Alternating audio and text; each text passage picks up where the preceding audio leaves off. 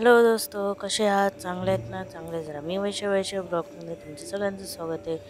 तर आज आपण बनवून आले कच्च्या कैरींची भाजी. तर इथं मी 2 कैरी घेतले, जे मी धुवून कापून घेतलेले. थोडे आपल्या अनुसार करू शकता, जाड मोठ्या बारीक. इथं मी कढई ठेवली, कढईमध्ये मी तेल टाकले. आता हे तेल जसं गरम झालं, तिथं गरम तेलात मग मी आता मोहरी टाकली.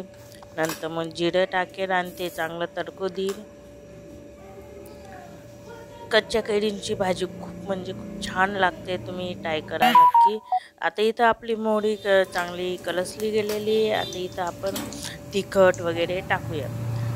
तिखट आपल्या चवीनुसार टाकू शकतो. चवीनुसार लाल तिखट, गरम मसाला, हळद, हिंग एवढं सगळं आपण आपल्या चवीनुसार टाकू शकतो. तर इथं मी आता चवीनुसार सगळं टाकलेलं आहे आणि त्यानंतर मी चांगलं कलसून घे. हे चांगलं कलसलं गेलं का मग नंतर मग इथं आपण कैरी टाकायची. हे बघा, तुम्ही मस्तपैकी मसाला चांगला कलसून घ्यायचा आणि आता मग कैरी टाकायची. कैरी ही चांगली कलसून घ्यायची तेलामध्ये आणि नंतर मग पाणी टाकायचं.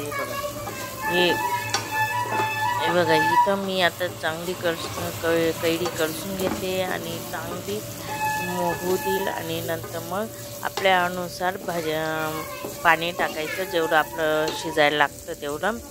आता इथं मी 1 ग्लास पाणी टाकलेलं आहे. पाणी टाकलं आहे तर 1 ग्लास पाणी भरपूर होऊन जातं. माझ्या 2 छोट्या कैऱ्या होत्या, मग 1 ग्लास पाणी भरपूर आहे. तर चवीनुसार मीठ टाकायचं आणि नंतर मग परत आपलं कलसून घ्यायचे आणि चांगलं शिजू द्यायची. आणि खूप छान लागते भाजी कच्च्या कैरींची. आता ही भाजी उकळायला लागली. आता मी इथं गूळ टाकते. हा गूळ पावडर आहे.